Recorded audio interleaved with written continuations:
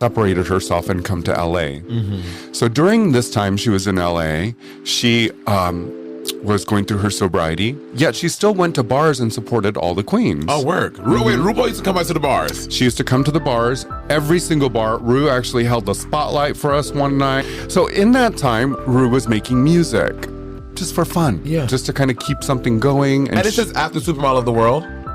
After Supermodel of the World. So Matthew Anderson had moved Matthew from New York to LA because Ru had a house in the Hollywood Hills.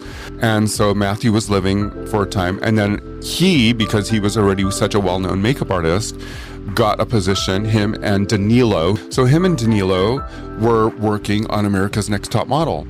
Matthew and Danilo. Right. Got it. When Matthew moved to LA. Got it. So one day, RuPaul calls me, because there was no text messaging, and she asked me if I would be able to, because she knew that I did makeup from the club. She asked me if I wanted to assist, because there was a character in her video for the, how do I look?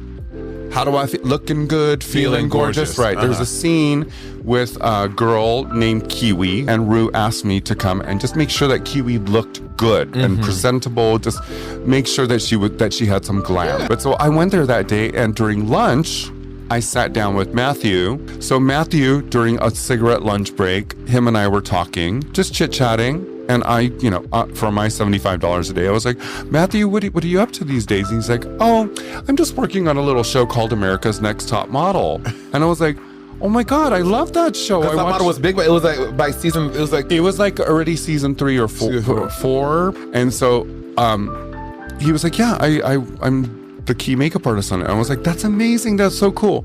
About a week later, he calls me, because people called, and he asked me to assist. So that's how it all began.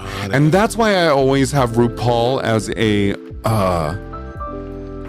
thing, a magnet, an energy in my life that has always been like, she's always been there. Like a totem. Like, right. Yeah, like, but like, thing. She's not my Judy. But she's definitely a person who's always kind of like,